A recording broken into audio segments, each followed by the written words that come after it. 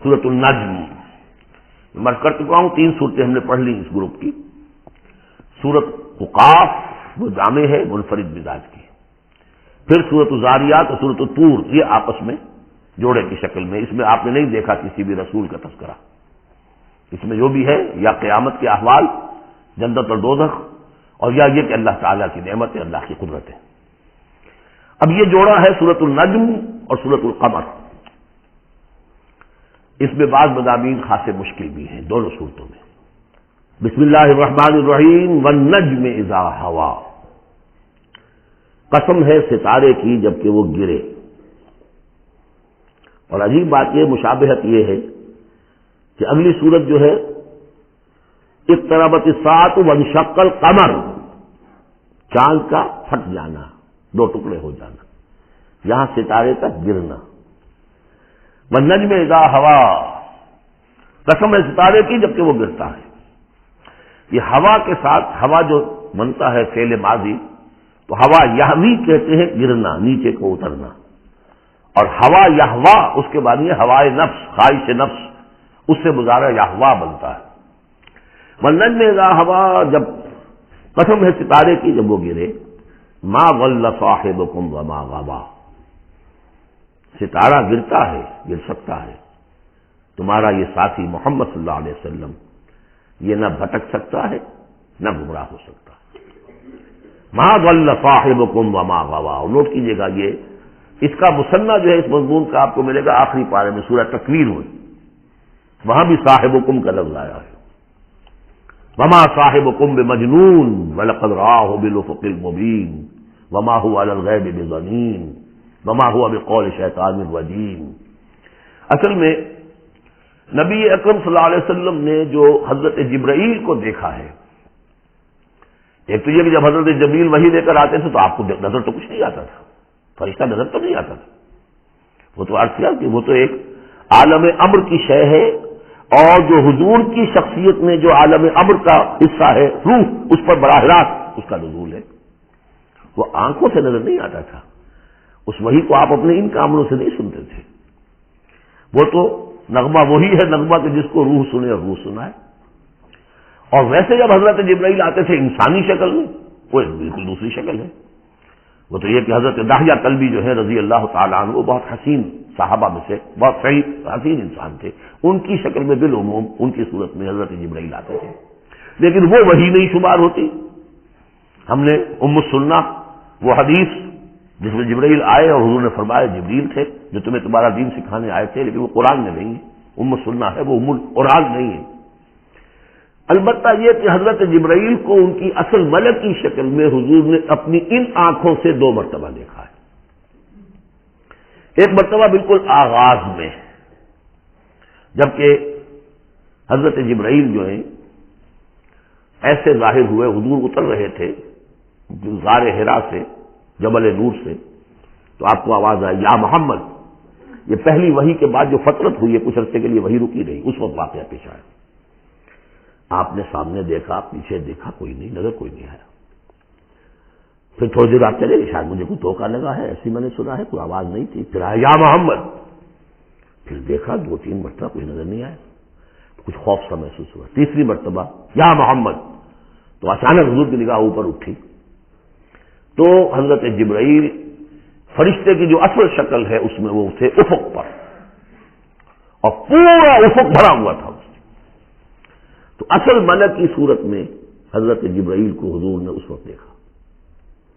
اور ایک دیکھا ہے پھر عند سدرۃ المنتہا، شب معراج میں، جب ساتھ آئے ہیں لے جانے کے لیے انسانی شکل میں تھے. کوئی سواری بھی ایسی تھی جس کو کہ براق کہا جاتا ہے، وہ بھی محسوس ہے تھی. لیکن یہ کہ جہاں انہوں نے کہا 7ویں آسمان پہ جا کر کہ بس اب آگے میری اب آگے آپ کو اکیلے جانا ہے، اس سے آگے اگر میں گزرا میرے پر جل جائیں گے. بے سوز تجلا بے سوز پرم، اگر یک کرے منہ برتر پرم، اگر میں نے اب اس سے آگے ایک بال برابر بھی میں آگے بڑھا تو میرے پر جل جائیں گے. اب آگے آپ کا کام. اس وقت بھی وہ ان کی اصل شکل میں ظاہر ہوئی حضرت جبرائیل علیہ السلام. یہ بات اس لیے ضروری ہے کہ جیسے محدثین جو ہیں وہ اس کی تحقیق کرتے ہیں کہ حضور سے کس نے سنا؟ اس سے جو روایت کر رہا ہے کہ میں نے اس صحابی سے سنا جو تابعی ہے، آیا ان کی ملاقات بھی ثابت ہے کہ نہیں؟ تابعین کے طبقے کا ایک شخص وہ ہے کہ جس کی عمر ابھی 6 برس کی تھی کہ وہ صحابی فوت بھی ہو گئے، اور وہ کہہ رہا ہے میں نے ان سے سنا، تو پھر وہ حدیث جو ہے محدثین اس کو قبول نہیں کریں گے۔ تو دیکھتے ہیں کہ لنک جو ہے مضبوط ہونا چاہیے۔ روایت ہے نا، ان فلاں ان فلاں ان فلاں، حضور سے فلاں صحابی نے سنا، اس نے سنا، اس تابعی نے سنا، یہ لنک جو ہے یہ ملاقات ثابت ہونی چاہیے۔ تو چونکہ جو حدیث اللہ ہے، یہ قرآن کیا ہے؟ حدیث اللہ، یہ حدیث ہے، احسن الحدیث اللہ الذی انزل احسن الحدیث کتابا متشابہا مثانیہ، یہ ہم پڑھ چکے ہیں سورہ زمر میں۔ اس حدیث کا یہ حدیث اللہ سے کس نے سنا؟ جبرائیل نے۔ جبرائیل سے کس نے سنا؟ محمد نے۔ تو ان کی ملاقات ثابت ہے۔ اصل ملکی شکل میں حضرت جبریل کا دیکھا جانا اس اعتبار سے بہت اہم ہے، اس لنک کو اسٹیبلش کرنے کے لیے اس کو یہاں پہ بیان کیا جا رہا ہے۔ ما ضل صاحبکم وما غوا، تمہارے یہ ساتھی ہے لوگوں، یہ محمد نہ بہکے ہیں اور نہ بے راہ ہوئے ہیں، نہ بھٹکے ہیں۔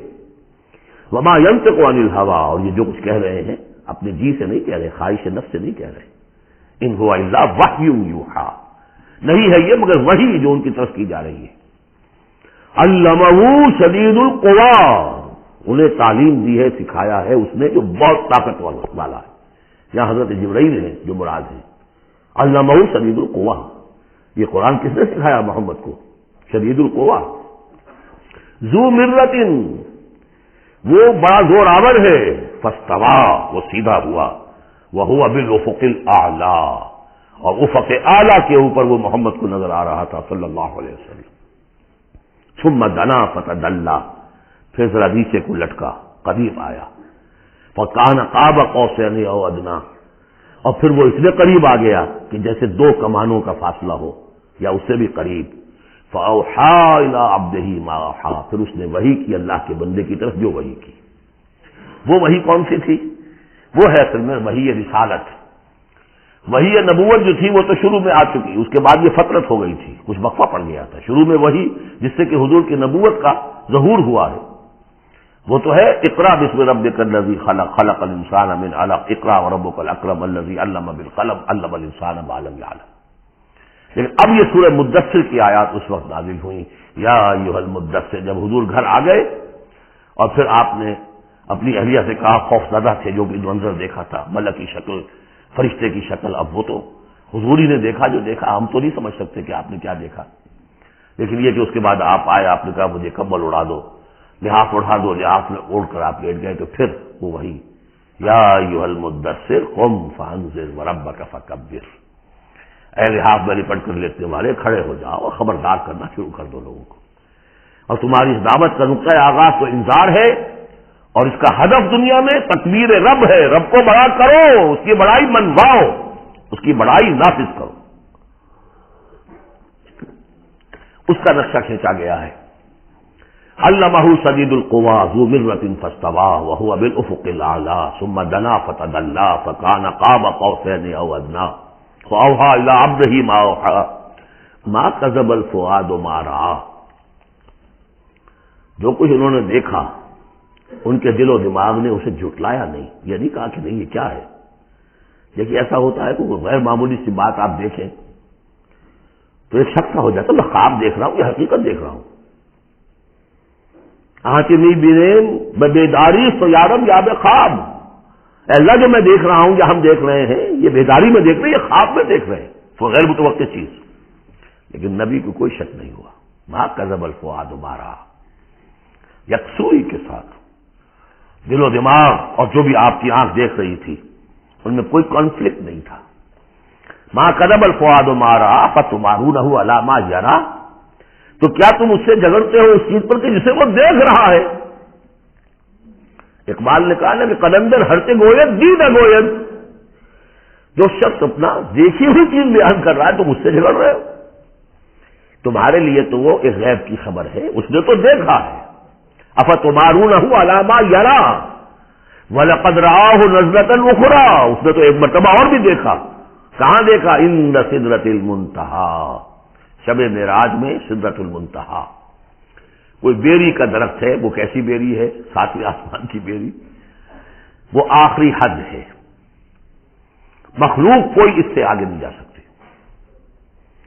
اس سدرۃ المنتہا، منتہا نہایت، حد، جہاں کی حد ہو گئی، وہاں تک حضور پہنچے ہیں، سدرۃ المنتہا تک۔ اندہا جنت الماوا، اور سب سے اونچی جنت ہوگی جنت الماوا، وہ اس کے قریب ہی ہے، وہ بھی ساتویں آسمان پر ہے۔ یہ تو درجہ بدرجہ ترقی ہوتی جائے گی نا۔ پہلی ضیافت جو ہے، پہلی نزل جو ہے، وہ تو اسی زمین پر ہو جائے گی، پھر جو ترقی ہوگی اپنے اپنے مدارج، اپنے اپنے مراتب، اپنے اپنے مقامات، اپنے اپنے ایمان کی گہرائی، اپنے اپنے اعمال صالحہ، اپنا اپنا انفاق مال و جان، اس کے حوالے سے درجے ہوں گے۔ اندہا جنت الماوا اذ یغشی السدرۃ ما یغشی، جبکہ ڈھانپے ہوئے تھا اس بیری کو جو ڈھانپے ہوئے تھا۔ اب تمہیں کیا بتائیں کیا ڈھانپے ہوئے تھا، تم نہیں سمجھ سکتے۔ دیکھیے کس طریقے سے اذ یغشی السدرۃ، کوئی انوار الہیہ کا کوئی ایسا نزول ہے وہاں جو زبان سے ادا نہیں ہو سکتا، کوئی الفاظ نہیں ہے کہ جو ان کی تعبیر کر سکے، اس پر انوار الہیہ کا کوئی نزول ہے۔ اذ یغشی السدرۃ ما یغشی، جبکہ چھایا ہوا تھا اس بیری کے اوپر جو چھایا ہوا تھا، جبکہ ڈھانپا ہوا تھا اس بیری کو جس میں ڈھانکا ہوا تھا۔ ما زاغ البصر وما طغی، نبی کی آنکھ اس وقت نہ کج ہوئی نہ حد سے بڑھی۔ یہ دو انتہائیں ہوتی ہیں، ایک تو یہ کہ آپ کسی انٹینس لائٹ کو فیس نہ کر سکے تو نگاہ ہٹائیں گے، آپ یہ جھپک لیں گے، فیس نہیں کر سکتے اگر آپ میں ہمت نہیں، استعداد نہیں ہے۔ نبی کا ظرف اتنا تھا کہ ان انوار الہیہ کا براہ راست مشاہدہ کیا ہے، اور نگاہ آپ کو ادھر ادھر کرنے کی ضرورت پیش نہیں آئی۔ لیکن طغی ایک حد ادب بھی ہوتا ہے جس سے آگے انسان کو نہیں جانا چاہیے۔ نگاہ جو ہے اس نے بے ادبی کی روش بھی اختیار نہ کی۔ علامہ اقبال نے، واقعہ یہ کہ اس آیت کو میں نے سمجھا علامہ اقبال کے ایک شعر سے، اور اکثر و بیشتر لوگ نہیں سمجھ سکے اس آیت کو۔ ذوق و شوق کے نام سے جو ان کی نظم ہے بال جبریل میں، وہ میرے نزدیک ان کے شاعرانہ جو ان کی استعداد ہے اس میں بلند ترین نظم ہے وہ۔ جہاں تک پیغام ان کا جو ہے امت مسلمہ کے لیے، اس کے لیے ابلیس کی مجلس سے شورا، وہ کلائمیکس ہے، اور وہ ہے بھی ان کے آخری زمانے کی نظم ہے، سن 36 میں انہوں نے کہی ہے۔ اس کے بعد تو بیماری اتنے رہے ہیں، بہت کم اشعار کہے، لیکن اس میں ذوق و شوق میں ایک شعر ہے، عین وصال میں مجھے حوصلہ نظر نہ تھا، عین وصال میں مجھے حوصلہ نظر نہ تھا، گرچہ بہانہ جو رہی میری نگاہ بے ادب، میری نگاہ بے ادب بہانہ تلاش کرتی رہی کہ میں مشاہدہ براہ راست کروں، حالانکہ عین وصال ہے اس وقت، لیکن یہ کہ میرے اندر حوصلہ نہ تھا کہ میں حسن کا براہ راست مشاہدہ کر سکوں۔ عین وصال میں مجھے حوصلہ نظر نہ تھا، گرچہ بہانہ جو رہی میری نگاہ بے ادب۔ یہاں ان دونوں چیزوں کے برعکس بات ہے جو اقبال اپنے بارے میں کہہ رہا ہے۔ میں تو بے ادب بھی ہوں، اور میں تو چاہتا تھا کسی طریقے سے حد ادب سے تجاوز کر کے دیکھوں، لیکن میرے اندر تو حوصلہ نہیں تھا۔ محمد میں وہ حوصلہ تھا، دیکھا ہے، براہ راست دیکھا ہے، نگاہ جما کر دیکھا ہے، لیکن ایک حد سے تجاوز نہیں کیا، حد ادب کے اندر رہے۔ ما زاغ البصر وما طغى لقد رأى من آیات ربہ الکبریٰ، دیکھا انہوں نے اپنے رب کی عظیم ترین آیات کو۔ اب وہاں جا کر جو مشاہدہ ہوا ہے وہ تو اللہ کی عظیم ترین آیات کا ہے، اور اسی سے در حقیقت دلیل ہے ام المومنین حضرت عائشہ صدیقہ رضی اللہ تعالی عنہ اور حضرت عمر رضی اللہ تعالی عنہ کا جو قول ہے، شب معراج میں بھی حضور نے اللہ کو نہیں دیکھا، اللہ کی عظیم ترین آیات کو دیکھا، جو تجلی تھی اس وقت اللہ کی۔ حضرت عائشہ صدیقہ کا کہنا تو یہ کہ نور لا یرا، وہ نور ہے، دیکھے کیسے جا سکتا ہے۔ بہرحال وہاں بھی قرآن جو کہہ رہا ہے وہ یہ نہیں کہہ رہا ہے کہ اللہ کو دیکھا، نہیں، جیسے کہ وہ جو شب معراج میں پہلا سفر کا حصہ تھا زمینی، مسجد حرام سے مسجد اقصی تک، سبحان الذی اسریٰ بعبدہ لیلا من المسجد الحرام الى المسجد الاقصی الذی بارکنا حولہ لنریہ من آیاتنا، وہاں پر بھی اللہ نے اپنی آیات کا مشاہدہ کرایا، لیکن وہ زمینی آیات ہیں اللہ کی، وہ برکات جو ہیں زمینی ہیں۔ یہ تجلی جو ہو رہی ہے یہ ہو رہی ہے سدرۃ المنتہا پر، آخری حد ہے، مخلوق کی آخری حد ہے، اس سے آگے کہیے حرم ہے، حریم ذات ہے اللہ کی، جس میں کسی غیر کا کوئی دخل ممکن نہیں۔ اس حد پر جا کر جو وہاں تجلیات باری تعالیٰ تھے ان کا مشاہدہ کیا ہے۔ لقد رأى من آیات ربہ الکبریٰ افرأیتم اللات والعزیٰ۔ اب یہاں مضامین وہی شروع ہو گئے ہیں جو مکی صورتوں کے ہیں۔ تو کیا تم نے دیکھا ہے، دیکھو تو غور تو کرو تم لوگوں، تم نے لات اور عزیٰ کے بارے میں غور کیا، اور منات الثالثۃ الاخری، تم نے یہ تین دیویاں بنا رکھی ہیں۔ الکم الذکر ولہ الانثیٰ، کیا تمہارے لیے تو مذکر بیٹے تمہیں پسند ہیں اور اسے تم نے بیٹیاں الاٹ کی ہیں؟ تلک اذا قسمۃ ضیزیٰ، یہ تو بڑی بھونڈی تقسیم ہے جو تم نے کی ہے، تو خود اپنے لیے بیٹے پسند ہے، اللہ کو الاٹ بھی کیے تو بیٹیاں، اور ان کی حقیقت کوئی ہے ہی نہیں۔ ان ہی الا اسماء سمیتموها انتم وآباؤکم، یہ کچھ نہیں ہے سوائے اس کے کچھ نام ہیں جو دھر لیے ہیں تم نے اور تمہارے آباء و اجداد نے۔ ما انزل اللہ بہا من سلطان، اللہ نے ان کے لیے کوئی سند نہیں اتاری۔ ان یتبعون الا الظن وما تهوى الانفس، یہ نہیں پیروی کر رہے مگر اپنے صرف ظن کی، اپنے گمان کی، ظن و تخمین، اٹکل پچو، یا تهوى الانفس جو خواہش نفس ہے، وشفل تھنکنگ ہے، انہوں نے کچھ چیزیں بنا لی ہیں اپنی خواہشات ہی کو عقائد کی شکل دے دی ہے۔ وَلَقَدْ جَاءَهُم مِّن رَّبِّهُمُ الْهُدَىٰ، جبکہ ان بدبختوں کے پاس ان کے رب کی طرف سے ہی الہدا آ گیا، قرآن آ گیا، محمد آ گئے۔ ام للانسان ما تمنا، کیا انسان کو مل جائے گا جس کی وہ آرزو کرتا ہے؟ فللہ الآخرۃ والأولیٰ، آخرہ اور اولا، اولا دنیا، سب اگلا پچھلا، آخرہ اور دنیا سب کا اختیار مطلق اللہ کے ہاتھ میں۔ وَكَمْ مِن مَلَكٍ فِي السَّمَاوَاتِ لَا تُغْنِي شَفَاعَتُهُمْ شَيْئًا، اور کتنے ہی فرشتے ہیں آسمانوں میں کہ ان کی شفاعت ان کے کسی کام نہیں آئے گی۔ وہ شفاعت کر رہے ہیں للذین آمنوا، اللہ ان کو بخش دے جو ایمان لائے، ان کے حق میں کوئی شفاعت نہیں کرے گا۔ جیسے کہ ہم پڑھتے ہیں سورہ غافر میں، سورہ مومن میں، فرشتے جو ہے یستغفرون لمن فی الارض، زمین والوں کے لیے استغفار کرتے ہیں، لیکن ان کے لیے کوئی سفارش نہیں ہے۔ لا تغنی شفاعتہم شیئا الا من بعد ان یأذن اللہ لمن یشاء ویرضی، وہ تو جس کے لیے اللہ اجازت دے گا، چاہے گا، اس کو اجازت ہوگی تو اس کو فائدہ پہنچے گا۔ ان الذین لا یؤمنون بالآخرۃ لیسمون الملائکۃ تسمیۃ الانثیٰ، یہ لوگ کہ جو آخرت پر ایمان نہیں رکھتے انہوں نے فرشتوں کے نام رکھ دیے ہیں مؤنث، یہ فرشتوں کے نام پر انہوں نے اپنے خیال کے مطابق یہ دیویاں جو ہے وہ گھڑ لی تھی۔ ما لہم بہ من علم، ان کے پاس کوئی علم نہیں، کوئی دلیل نہیں، نہ اپنی دلیل اور نہ کوئی اللہ کی اتاری ہوئی کسی کتاب سے کوئی سند۔ ان یتبعون الا الظن، وہ نہیں پیروی کر رہے مگر صرف ظن کی، گمان کی۔ وان الظن لا یغنی من الحق شیئا، اور ظن جو ہے وہ حق سے انسان کو مستغنی نہیں کر سکتا۔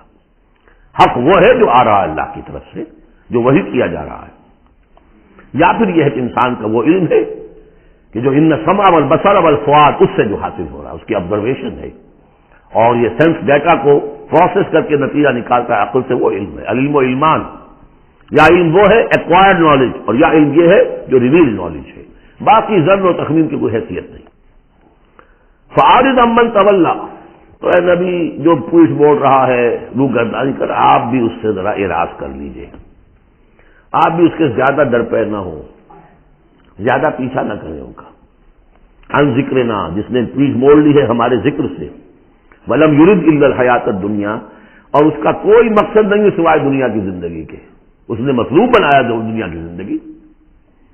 وہ ہم سورہ بنی اسرائیل میں پڑھ چکے ہیں یہ مضمون، من کان یرید العاجلۃ عجلنا له فیہا ما نشاء لمن نرید ثم جعلنا له جہنم یصلاها مذموما مدحورا ومن اراد الآخرۃ وسعى لها سعیها وهو مؤمن فاولئک کان سعیهم مشکورا۔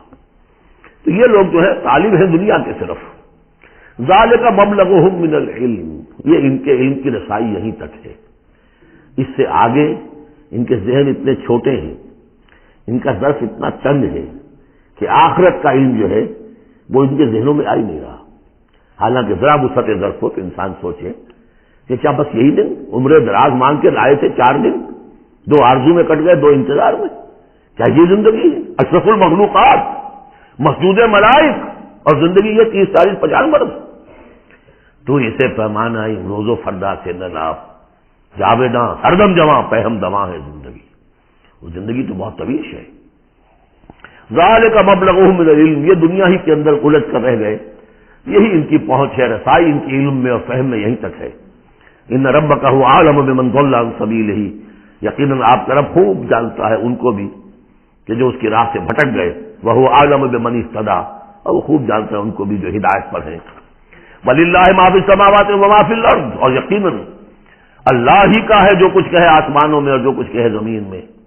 لیجزی الذین اساءوا بما عملوا، تاکہ وہ بدلہ دے ان کو جنہوں نے سیئات کمائی ہیں، برائی کمائی کی ہے، بری کمائی کی ہے، ان کو برا بدلہ ملے۔ ویجزی الذین احسنوا بالحسنی، اور بدلہ دے وہ ان کو جنہوں نے نیک کام کیے، اچھے کام کیے، اچھائی کا بدلہ۔ الذین یجتنبون کبائر الاثم والفواحش الا اللمم، دیکھیے تیسری مرتبہ وہ مضمون آ رہا ہے، بڑے بڑے گناہ ان سے بچو، کبائر سے بچو، پہلے یہ طے کرو۔ اصل میں تو ان کا مرحلہ اثر کرنا مشکل ہے، ہوتا کیا کبائر میں سے کسی ایک کو تو آدمی کہتا ہے مجبوری ہے جی کیا کروں، اس میں تو ملوث ہے، اب سود کے بغیر تو نہیں ہے صاحب، فیکٹری چلانی ہے، مل چلانا ہے، کیسے ہوگا، لہٰذا یہ تو میری مجبوری ہے۔ ملازم کہے گا رشوت کے بغیر تو گزارا نہیں ہوتا، کہاں سے میں بچوں گی، تعلیم کا بندوبست کروں، کہاں سے لاؤں، مکان کا کرایہ کہاں سے دوں۔ ایک دفعہ میں جا رہا تھا وابدہ ہاؤس میں، آڈیٹوریم میں، وابدہ آڈیٹوریم میں ایک سیرت کی تقریر تھی میری، تو جو مجھے گاڑی لینے آئی اس کے ڈرائیور کو میں نے دیکھا کہ بڑا نوجوان سمارٹ تھا، تو میں نے اس سے گفتگو ایسے درمیان میں کی، تو میں نے کہا کہ بھائی کوئی تیل ویل بیچتے تو نہیں ہو؟ کیوں جی بیچتے ہیں، ضرور بیچتے ہیں، دڑلنے سے بیچتے ہیں اور ان کو بتا کے بیچتے ہیں، اور ہم ان سے کہتے ہیں کہ ذرا جو تنخواہ آپ ہمیں دے رہے ہیں اس میں ہمیں ایک کمرے کا مکان لاہور میں لے دیں، پھر ہم تیل نہیں بیچیں گے۔ دلیل ہے کہ بہرحال قبائل کو تو آدمی نے کر لیا کسی نہ کسی دلیل سے اپنے لیے جائز۔ بھائی اگر نہیں ہوتا گزارا تو تم چھابڑی لگاؤ نا، چھابڑی والا تو لے آتا ہے شام تک، جو اینٹیں ڈھو رہا ہے وہ بھی شام کو 60 روپے لے رہا ہے، 70 روپے لے رہا ہے، 100 روپے لے رہا ہے، کیوں ڈرائیوری کر رہے ہو، کیوں حرام خوری کرتے؟ لیکن نہیں، قبائل کو تو ایک ایک نسب نے اپنے لیے ایک گناہ کو جو ہے حلال کیا ہوا ہے۔ اب سارا زور آیا کہ فرائض کے اوپر، چھوٹی چھوٹی چیزوں پر، اسی پر بحثیں ہیں، اسی پر من دیگرم تو دیگری، تم اور ہو میں اور ہوں، تم نے یہ آمین زور سے کہہ دی تم اور ہو گئے میں اور ہوں، تم نے رفع دین کر دیا تم کوئی اور ہو، کوئی اور مخلوق کی کوئی اور ہو، کہیں شاید مریخ سے آ گئے ہو، اور مسجد سے نکلے تو مسجد کو دھویا جائے گا۔ یہ تو فرمایا الذین یجتنبون کبائر الاثم والفواحش، وہ لوگ جو بڑے بڑے گناہوں سے اور فحش سے، بے حیائی سے بچتے رہے، الا اللمم، ہاں کبھی کوئی چھوٹ لگ گئی تھوڑی سی، کوئی صغائر، مراد یہاں پر صغائر تھی، لمم یہاں صغائر کے لیے۔ ان ربک واسع المغفرہ، دیکھیے واسع کا لفظ آ گیا، واسع ثلاثی مجرد میں اس میں فاعل ہے، اور وہ ہے موسع، کسی اور شے کو وسعت دینے والا، وَإِنَّا لَمُوسِعُونَ، ہم ابھی اس کو وسعت دیں گے۔ ان ربک واسع المغفرہ، یقیناً آپ کا پروردگار جو ہے بہت بہت وسیع مغفرت والا ہے، وہ عالم بکم، اور وہ تمہیں خوب جانتا تھا اس وقت بھی اذ انشاکم من الارض، جبکہ تمہیں زمین سے اس نے اٹھایا، تمہاری تخلیق کا مادہ جو ہے وہ مٹی سے جب تم آغاز کیا، فَإِذَا أَنْتُمْ أَجِنَّةٌ فِي بُطُونِ أُمَّهَاتِكُمْ، اور وہ اس وقت بھی تمہیں دیکھ رہا تھا اور تم سے واقف تھا جبکہ تم اپنی ماؤں کے پیٹوں میں جنین کی شکل میں تھے۔ فَلَا تُزَكُّوا أَنفُسَكُمْ، تو اپنے آپ کو بڑا مزکا اور بہت نیک اور بہت متقی نہ سمجھو، اللہ کو معلوم ہے، اللہ عالم بمن اتقی، وہ عالم بمن اتقی، وہ خوب جانتا ہے جو تقوی والا ہے۔ وہی مثال آئے گی تھوتھا چنا باجے گھنا، جہاں حقیقت تقوی نہیں ہوتی وہاں مظاہر تقوی پر بہت زور ہوتا ہے، حقیقت تقوی ہے نہیں، حرام خوری ہے، لیکن یہ کہ مظاہر تقوی کے اوپر زور اس لیے دیا جائے گا، چھوٹی چیزوں کے اوپر اس لیے ہوگا۔ فلا تزکوا انفسکم، نہ اپنے آپ کو سمجھو بڑے متقی اور بڑے پاک اور بڑے پاک باز، هو عالم بمن اتقى، افرأيت الذي تولى، تو کیا تم نے دیکھا اس شخص کو جس نے پیٹھ موڑ لی، وآتى قليلا وأكدى، دیا تھوڑا سا اور پھر سخت ہو گیا۔ یہاں در حقیقت عام خیال یہی ہے، میری رائے بھی یہی ہے کہ ولید بن مغیرہ کا تذکرہ ہے، وہ قریب آ گیا تھا ایک وقت میں، یہ تذکرہ تفصیل سے آئے گا سورہ مدثر میں، معلوم ہوتا تھا کہ اب وہ ایمان کے بہت قریب ہے، لیکن پھر ایک دم سخت ہو گیا، پھر وہ عصبیت یا اپنی چودراہٹ کا خیال جو ہے وہ ایک دم نرمی پیدا ہوئی تھی. آتا قلیلا واقدا. عنده علم الغیب فهو یرا، کیا اس کے پاس غیب کا علم ہے جسے وہ دیکھ رہا ہے؟ اب ام لم ينبأ بما فی صحف موسیٰ، کیا اسے یہ بات خبر نہیں پہنچ چکی؟ کیا اس کو نہیں بتا دیا گیا جو صحف موسیٰ میں تھا؟ وہ ابراہیم الذی وفا، اور ابراہیم کے صحیفوں میں تھا جس نے پورا وفا کر دی، اپنی ہر پوری وفا کی انتہا کر دی اپنے پروردگار کے ساتھ. وفا تو صحف ابراہیم و موسیٰ یہ آخری پارے میں بھی سورۃ الاعلیٰ میں آئے گا. اور یہ ہے جو میں نے پہلے بھی عرض کیا تھا کہ صحف ابراہیم کہاں ہے؟ صحف موسیٰ تو first 5 books of the old testament, لیکن وہ کہاں ہے صحف؟ گمان ہے میرا واللہ عالم کہ ہندوستان میں جو ہندوؤں کے اپنشد ہیں وہ صحف ابراہیم کی بگڑی ہوئی شکلیں ہیں. واللہ عالم، گمان کے درجے میں. اس میں حضرت موسیٰ کے صحیفوں میں اور ابراہیم کے صحیفوں میں کیا بات تھی؟ اللہ تزر وازرۃ وزر اخری، کہ نہیں اٹھائے گی کوئی جان کسی دوسری جان کے بوجھ کو. ہر شخص کو اپنی رسپانسبلٹی، خود اپنی اکاؤنٹیبلٹی کو فیس کرنا ہوگا، خود جواب دہی کرنی ہوگی. جیسے کہ ہم پڑھ چکے ہیں سورہ مریم میں، وَكُلُّهُمْ آتِيهِ يَوْمَ الْقِيَامَةِ فَرْدًا، ہر شخص اللہ کی عدالت میں آئے گا قیامت کے دن اکیلا. نہ باپ ساتھ ہوگا، نہ ماں ساتھ ہوگی، نہ جورو ساتھ ہوگی، نہ بیٹے ساتھ ہوں گے، نہ بیٹیاں ساتھ ہوں. کوئی ساتھ، کوئی بھائی ساتھ ہوگا. یا عورت ہے تو نہ شوہر ساتھ ہوگا، اسے اپنا جواب خود دینا ہے. اللہ تزر وازرۃ وزر اخری الیس للانسان الا ما سعی، اور یہ کہ انسان کے لیے نہیں ہے مگر وہی کچھ جس کے لیے اس نے سعی کی ہے، محنت کی ہے، کمائی کی ہے. تمناؤں سے کچھ نہیں ہوتا. ام للانسان ما تمنا شروع میں آیا تھا.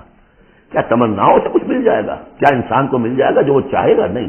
اب یہاں اس کا جواب آ گیا، الیس للانسان الا ما سعی، کسی انسان کو نہیں ملے گا کچھ بھی مگر وہی جس کے لیے اس نے سعی کی، محنت کی. وَأَنَّ سَعْيَهُ سَوْفَ يُرَىٰ، البتہ جو اس کی صحیح ہوگی وہ اسے دکھا دی جائے گی، اس کے سامنے آ جائے گی. فَمَن يَعْمَلْ مِثْقَالَ ذَرَّةٍ خَيْرًا يَرَهُ وَمَن يَعْمَلْ مِثْقَالَ ذَرَّةٍ شَرًّا يَرَهُ، جس نے ذرے کے ہم بدل نیکی کی ہوگی اس کو دیکھ لے گا، اور جس نے ذرے کے ہم بدل بدی کی ہوگی وہ دیکھ لے گا. ثُمَّ يُجْزَاهُ الْجَزَاءَ الْأَوْفَىٰ، پھر اس کو بدلہ دیا جائے گا پورا بدلہ. وَأَنَّ إِلَىٰ رَبِّكَ الْمُنتَهَىٰ، اور یہ کہ بالآخر تو تمہارے رب ہی کی طرف جانا ہے. وَأَنَّهُ هُوَ أَضْحَكَ وَأَبْكَىٰ، اور یہ کہ وہی تمہارا رب ہے جو ہنساتا بھی ہے رلاتا بھی ہے. ایسے حالات جن میں کہ تم خوش رہتے ہو، ہنستے ہو، وہ بھی اللہ کی طرف سے ہیں، اور ایسے حالات جن میں تمہیں رونا آ جاتا ہے، تکلیف ہوتی ہے، وہ بھی اللہ کی طرف سے ہیں. وَأَنَّهُ هُوَ أَمَاتَ وَأَحْيَا، اور یہ کہ وہی ہے جو مارتا بھی ہے اور زندہ بھی رکھتا ہے. وَأَنَّهُ خَلَقَ الزَّوْجَيْنِ الذَّكَرَ وَالْأُنثَىٰ مِن نُطْفَةٍ إِذَا تُمْنَىٰ، اور یہ کہ وہی ہے کہ جس نے بنا دیے ہیں زوجین، الذکر والانثیٰ، مذکر اور مؤنث، مرد اور عورت، نر اور مادہ، من نطفتن، ایک ہی بوند سے، اذا تمنا، جبکہ وہ ٹپکائی جاتی ہے. وَأَنَّ عَلَيْهِ النَّشْأَةَ الْأُخْرَىٰ، اور یہ کیا اسی پر اسی کے ذمے ہے دوبارہ اٹھانا. اس کو نوٹ کیجیے، ذمہ داری ہے اس کی. عَلَيْهِ النَّشْأَةَ الْأُخْرَىٰ، اس لیے کہ اگر وہ نہیں اٹھاتا دوبارہ تو نیکوکاروں پر یہ بہت بڑا ظلم ہو جائے گا. جنہوں نے یہاں بھی ہاتھ روک کر رکھے، اپنے پھونک پھونک کر قدم رکھا، چاہے روکھی سوکھی پر گزارا کرنا پڑا، کوئی حرام خوری نہیں کی، مشقت میں زندگی گزار دی. اگر یہ نشأت ثانیہ نہیں ہے، دوبارہ اٹھنا نہیں ہے، انہیں اجر و ثواب نہیں مل رہا ہے، تو بہت بڑا ظلم ہے جو ان پر ہو جائے گا. ورنہ علیہ النشأۃ الاخری، اس کے ذمے ہے دوبارہ اٹھانا. وَأَنَّ عَلَيْهِ النَّشْأَةَ الْأُخْرَىٰ وَأَنَّهُ هُوَ أَغْنَىٰ وَأَقْنَىٰ وَأَنَّهُ هُوَ رَبُّ الشِّعْرَىٰ وَأَنَّهُ أَهْلَكَ عَادًا الْأُولَىٰ وَثَمُودَ فَمَا أَبْقَىٰ وَقَوْمَ نُوحٍ مِّن قَبْلُ إِنَّهُمْ كَانُوا هُمْ أَظْلَمَ وَأَطْغَىٰ وَالْمُؤْتَفِكَةَ أَهْوَىٰ فَغَشَّاهَا مَا غَشَّىٰ فَبِأَيِّ آلَاءِ رَبِّكَ تَتَمَارَىٰ صدق اللہ العظیم. اور یہ کہ اللہ ہی کے ذمے ہے دوبارہ اٹھا دینا، اور یہ کہ اسی نے دولت دی، اسی نے خزانہ دیا. لیکن اس کے ایک معنی یہ بھی ہے کہ اسی نے جس کو بھی فقر آتا ہے اسی کی طرف سے آتا ہے. اغنا، اقنا چونکہ یہ باب افعال ہے تو اس میں سلب ماخذ کا ایک مفہوم بھی ہوتا ہے. وَأَنَّهُ هُوَ رَبُّ الشِّعْرَىٰ، وہ ستارہ جس کی کہ عام طور پر پرستش کی جاتی تھی، یہ کہ اس کا رب بھی وہی ہے. وَأَنَّهُ أَهْلَكَ عَادًا الْأُولَىٰ، اور یہ کہ اسی نے ہلاک کیا تھا پہلے عاد کو۔